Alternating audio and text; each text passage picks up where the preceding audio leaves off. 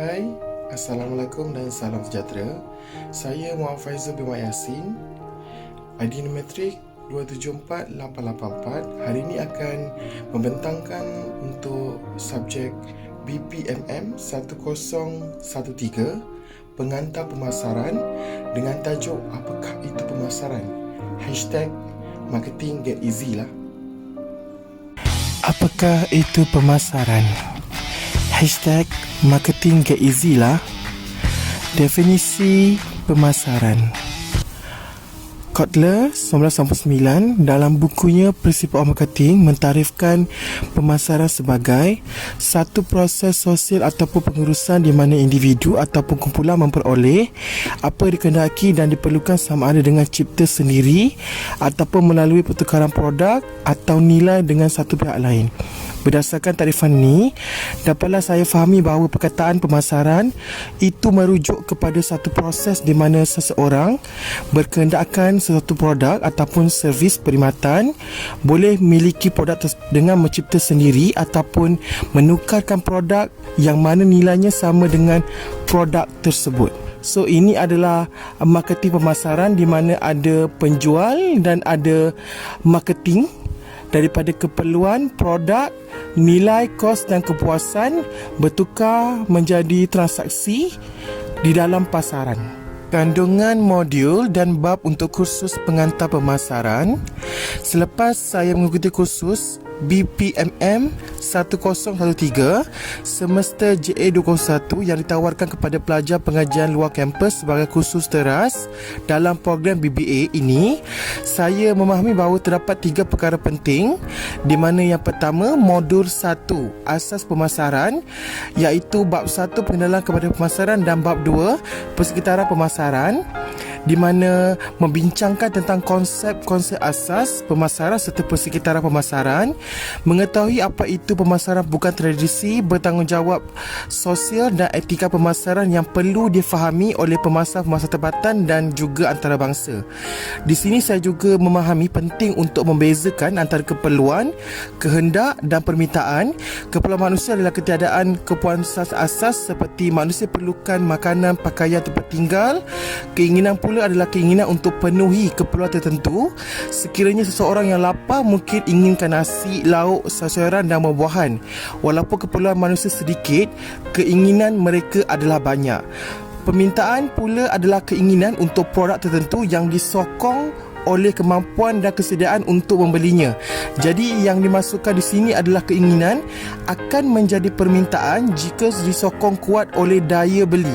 Oleh itu, syarikat mesti mengukur bukan saja berapa banyak orang yang inginkan produk mereka, tetapi yang lebih penting, berapa banyak yang benar-benar bersedia dan mampu untuk membelinya. Modul 2, analisis pemasaran, akan memfokus kepada analisis pengguna persendirian, analisis pengguna organisasi dan mengetahui kepentingan pemasaran kepada sesebuah organisasi, mengenal pasti peluang dan sasaran pasaran melalui penyelidikan pemasaran, memahami tentang gelagat pengguna dan segmentasi pasaran dan pemposisian pasaran. Di sini saya dapat melihat kunci utama dalam analisis pemasaran adalah untuk mencapai tujuan organisasi, menjadi lebih berkesan daripada pesaing dalam mengintegrasikan aktiviti pemasaran untuk menentukan dan memenuhi keperluan dan keinginan pasaran sasaran. Modul 3, campuran pemasaran. Ada produk, harga, pengenalan kepada komunikasi pemasaran, periklanan, promosi jualan, perhubungan awam dan jualan peribadi, saluran pengedaran, perocetan, pemborongan dan pengedaran fizikal. So dalam modul 3 ini, campuran pemasaran pula membincangkan setiap elemen pembangunan campuran pemasaran, iaitu yang utama 4 P's dan perkaitannya antara satu dengan yang lain yang membentuk campuran pasaran. Ini meliputi keseluruhan usaha pemasaran seperti pembentukan produk, penentuan harga, pengedaran atau logistik dan promosi.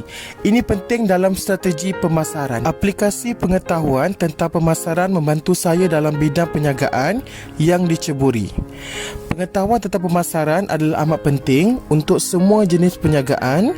Seperti saya sendiri, saya bekerja sepenuh masa dalam sektor swasta.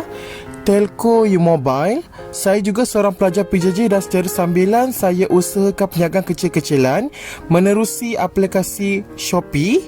Sebelum mulakan perniagaan, segmen pasaran perlu untuk saya kena pasti terlebih dahulu. Ini kerana jika target market tidak ditentukan sebelum jalankan perniagaan, perniagaan itu mungkin akan alami pelbagai masalah, malah juga akan mengalami kegagalan disebabkan pasaran yang terlalu kecil. Untuk produk yang baru, perniagaan saya itu perlu ambil risiko yang tinggi kerana produk yang baru belum mempunyai pasaran yang tetap. Oleh itu, pemasaran adalah amat penting untuk pastikan kejayaan sesuatu perniagaan yang baru. Selain itu, lokasi perniagaan dijalankan juga adalah penting. Jika lokasi adalah tidak strategik untuk perniagaan, maka terjejas perniagaan tersebut. Dengan itu, keuntungan akan berkurang. Dalam hal ini, saya pilih untuk mengedar produk jualan saya melalui aplikasi Shopee, di mana sesuai ikut trend perniagaan masa kini secara e-dagang, di mana lebih mudah dan menjimatkan kos. Justru harga yang berpatutan perlu diletakkan bersama dengan segmen pasaran. Jika harga produk saya tetapkan adalah jauh berbeza dengan kemampuan target pasaran, perniagaan saya itu perlu dikaji semula. Oleh itu, produk perniagaan yang dihasilkan perlulah sesuai dengan trend serta citarasa pengguna, di mana perniagaan saya juga dapat dijalankan dengan berjaya dan mengambil kira semua faktor yang dinyatakan tadi berasaskan ilmu pemasaran yang saya pelajari. Dengan itu barulah perniagaan saya boleh dikatakan berkelangsungan baik ataupun berjalan dengan sempurna.